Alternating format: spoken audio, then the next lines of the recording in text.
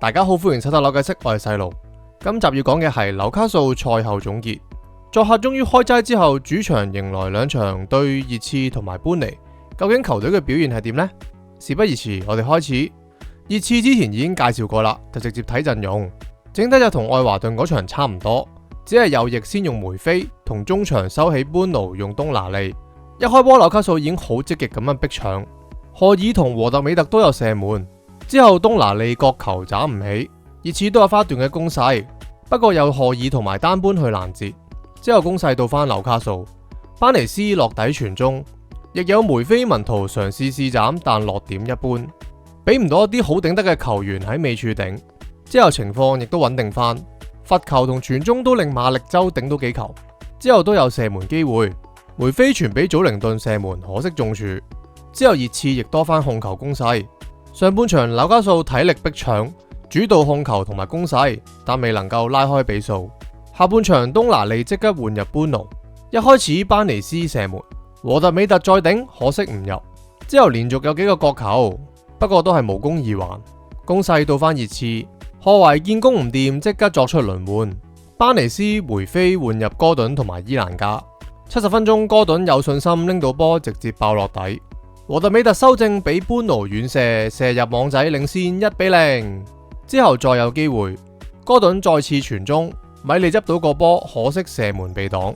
不過對方見落後，即刻換人禁制，結果頭槌追平1-1。紐卡素唯有再次局攻，博到唔少嘅角球。結果一次角球 VAR 事後發現單搬被推跌，博到12碼。復出嘅哥頓操刀射入，領先2-1。最後亦米利換入舒亞，諗住守埋保時，可惜一次角球再次追平，最後只能夠2-2主場和熱刺。呢場波整體有攻勢，但唔到肉，把握力都一般。去到後期仲要12碼先有機會拉開比數，防守死球嘅問題亦開始浮現。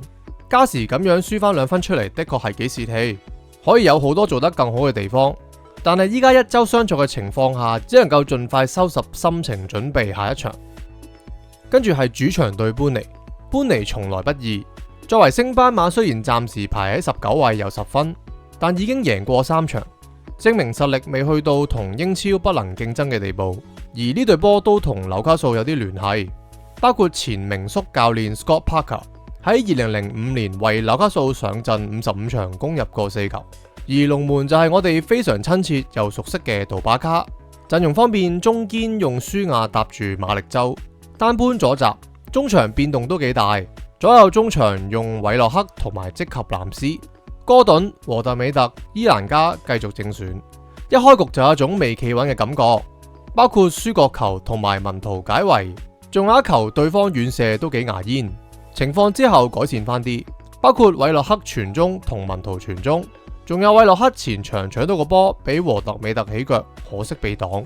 般尼繼續有角球，好彩威脅唔大。紐卡素開始多翻控球，但進攻組織唔算好直接，幾難得先辛苦運到個波上去，又冇人做配合，好多時求其射一腳就算。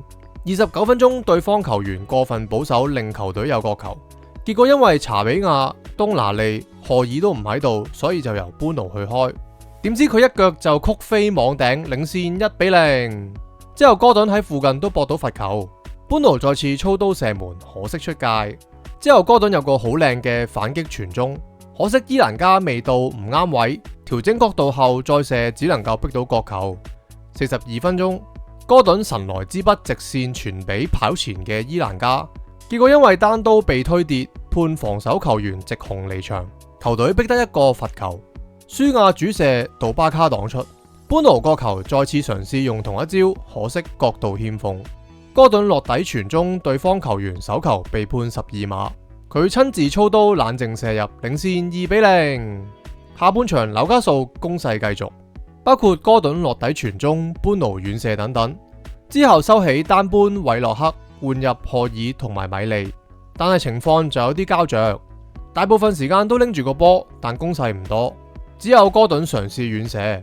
最後哥頓、和特美特換入祖靈頓，同千呼萬喚主場地標上陣嘅維沙，尾段幾乎冇攻勢，只能夠插入禁區或者嘗試遠射。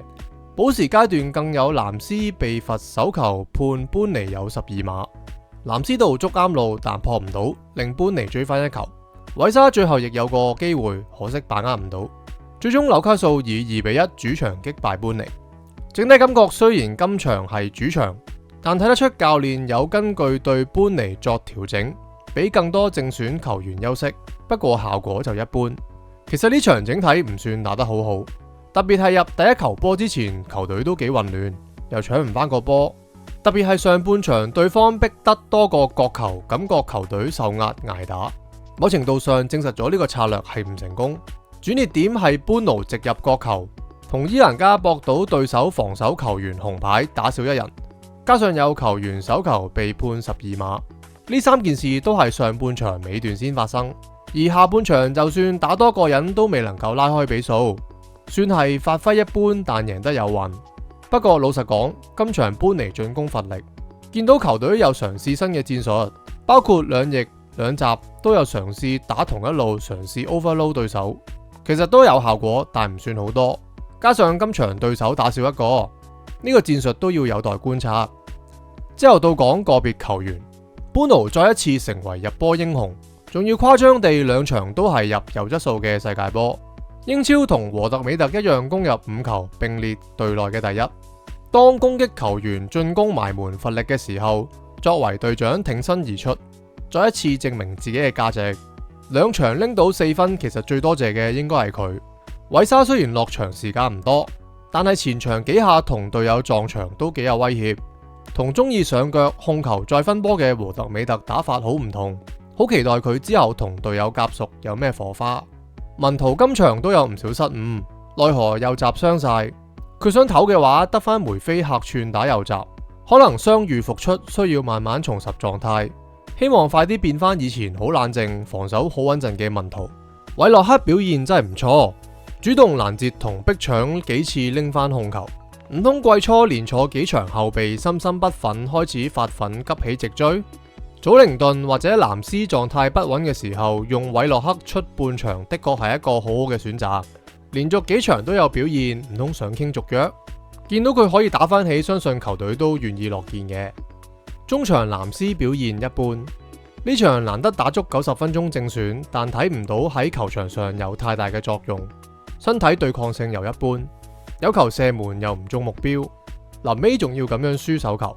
希望教練盡快諗到方法幫佢改善，相信有入球助攻嘅話會俾到信心佢。希望佢盡快打起，可以幫輕下中場。哥頓重拾狀態，2場都有表現，好有活力，好敢去。經常落底傳中，踢得好有威脅。班尼斯都唔錯，球迷亦樂見翼鋒終於有翻水準。藍斯道對熱刺2球被射入，相信點都有啲責任，始終都俾唔到太大嘅信心俾球迷，只能夠繼續觀望。賀爾參與度高，罰球、防守、射門都有，但有啲決定質素一般。同文圖各自都要冇傷穩定上陣，先能夠繼續進步。總結嚟講，呢2場主場大膽使用非主力嘅球員上陣，所以表現都有踢得一般嘅地方。2場無獨有偶都係班奴入波同哥頓射入12碼，最後拎到4分，算係不過不失。嚟緊將會2場作客歐聯利華古遜同埋新特蘭，唔知球隊又會踢成點呢？好啦，今日講到呢度，下次見。